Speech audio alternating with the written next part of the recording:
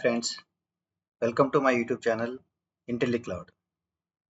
In this video, I am going to explain about main concepts of Azure Data Factory.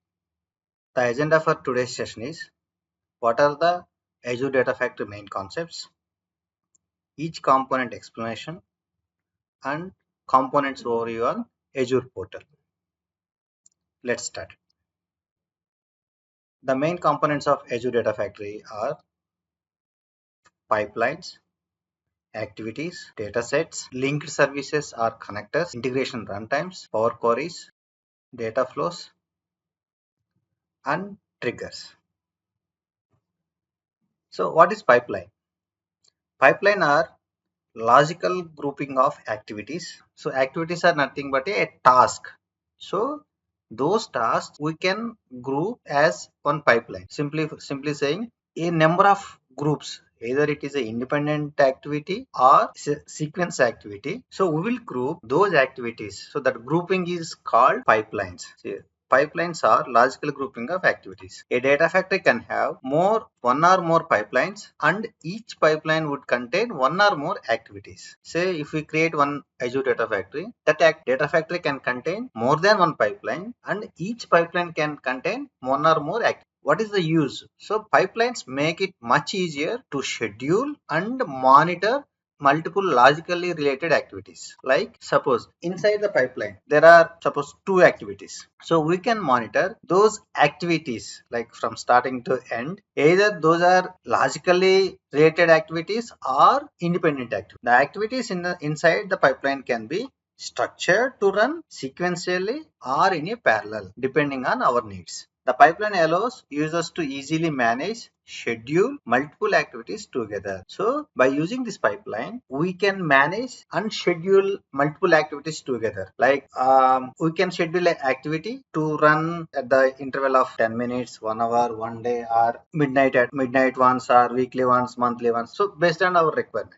So this is the interface for creating the pipeline. So this is a pipeline. In the pipeline, we can have these activities like move and transformation, Azure Data Explorer. Next, activities.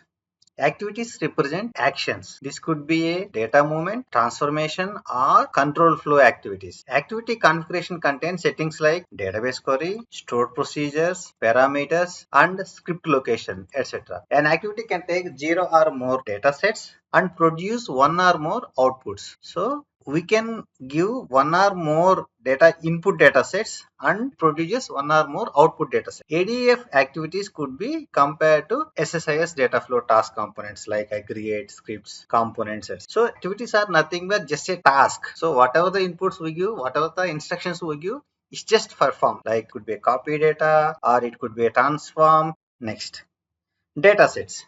We have an activity to copy data from one location or one source to another destination. We call it here it is sync. So what data from which table or which file we need to copy the data. So that file name or the table name is nothing but the data set.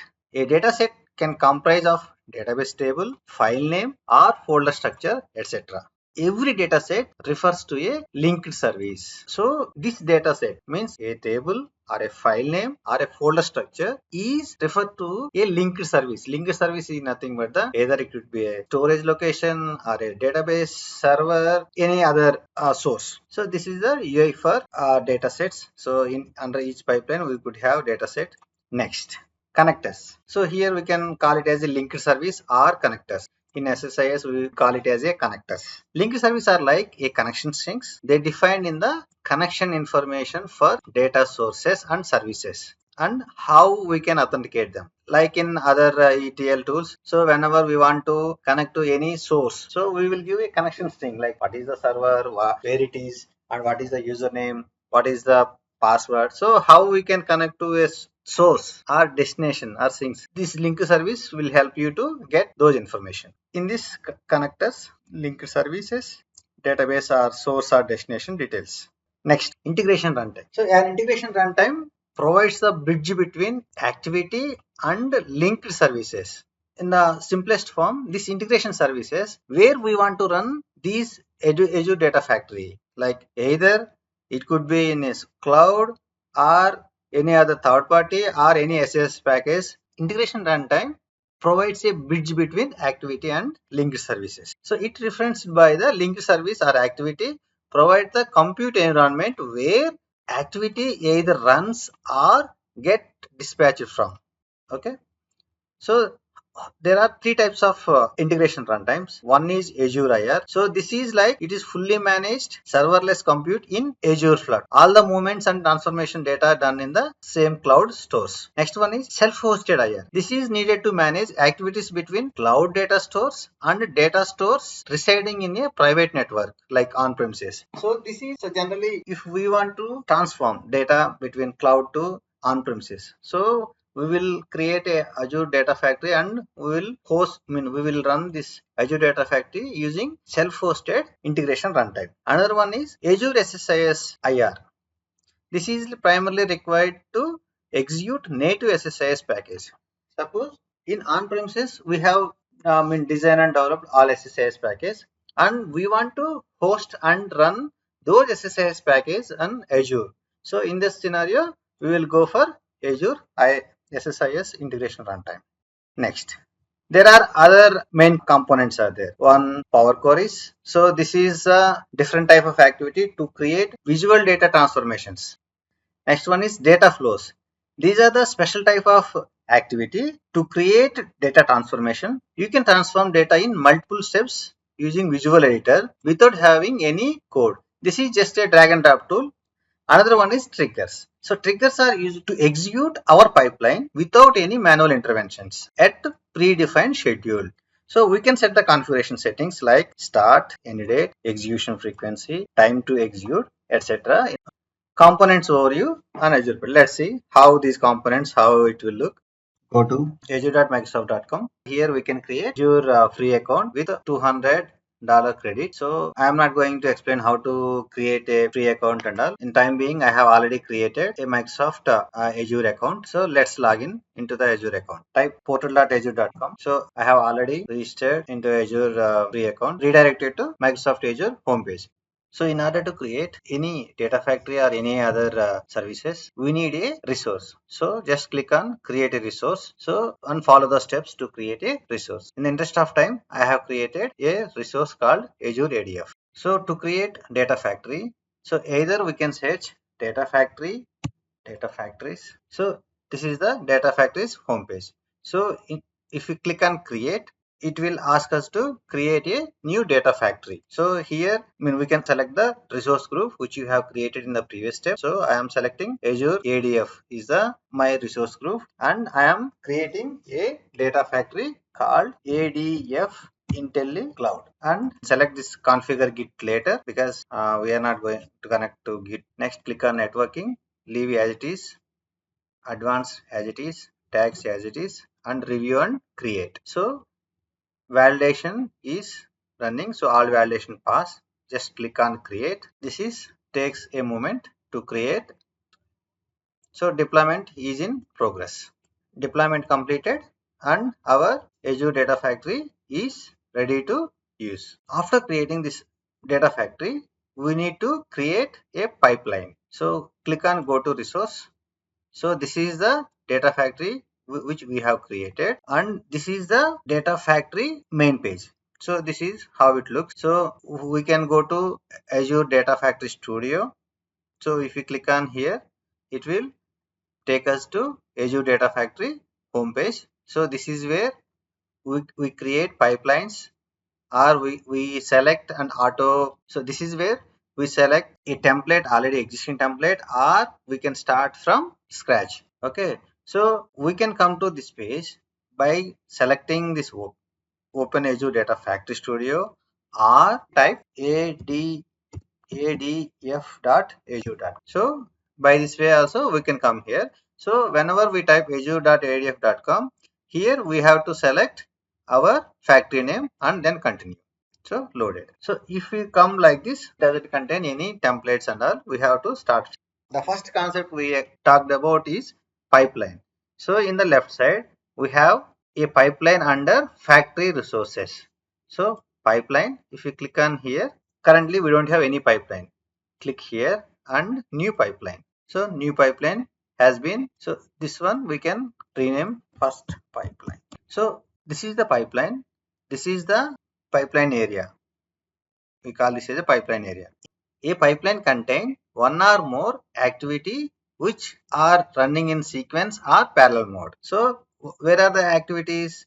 So under this pipeline we have a activities. So we can do these many activities in any pipeline. Okay, selecting a copy data. So this is one activity. So copy data is, we use this activity for copying data from source, and another one is data flow. So data flow is mainly, this is for transforming of data. Okay, so these are two activities. Now these are the two independent. So I want to make this as sequential. First I will copy data from source, I will transform, then I will add another activity, either that could be save into sync, means here it is a destination. Okay, this is called pipeline. This is activities, and another one is data sets. This is the data set. Currently we don't have any data set. So in order to create new data set, click on here and new data set. So here, what is the data store which we want? Location, or what is the source for our data set? So where the data is resides. Azure Blob Storage. Continue. What is the data in format? Like either this could be CSV file or Excel sheet or any other thing. So if you take delimited text, continue. So what is the name of, so employee? What is the linked service? Here linked service is like what is, so we selected a data set from Azure Blob Storage. So here we need to give where is that blob storage. If we click on new Azure Blob Storage, what is the key, how we can connect, what is the subscription we want, and what is the storage account name. So already I have created Intelli Blob Storage and additional, so linked service parameters and all. So this is how we can create a linked service, means nothing but a connection string to either blob storage or any other external databases or external database servers. So this is how we can create dataset and linked service. So successfully created. So what is the file path? What is the container we want to? What is the directory and where this file exists? Okay, and also import schema from connection store, from sample file or none. So all these are the extra property. Okay, so this employee, so as we did not give any file source, so we cannot preview the data. And next one is data flows. So here also we can say new data flow. As we discussed, this is a graphical user interface to create a transformation. Another one is Power Query, create new Power Query. So this is also same like visual transformation. Like, so we will select one data set or existing, and if you select without schema not allowed, so as we did not complete this full configuration of the data set, so we are giving some error. But if you configure everything, once you select employee, it will display all the employee data in this working area. So this is like a visual transformation of data from source to sync. Okay, so once everything is completed, we have to first click validate all. If it contains any error, it display. After validate, we have to publish. So now the linked services and integration runtime. So in the home page, in the left menu, we have a tab called manage. If you click on manage, so as we discussed, integration runtime is for managing these pipelines. So where to deploy and how to execute this. Either it is a cloud or cloud to on-premises or executing SSIS packages. So if you click on manage tab, so here we have linked services and also integration runtime. So we can create these runtimes by clicking on this new. So here we can select either it is a Azure self-hosted or Azure SSIS. So based on our preferred runtime, so we can select each item and we can continue to create these runtimes. These are the concepts on Azure Data Portal. This is a complete picture of Azure Data Factory main concepts.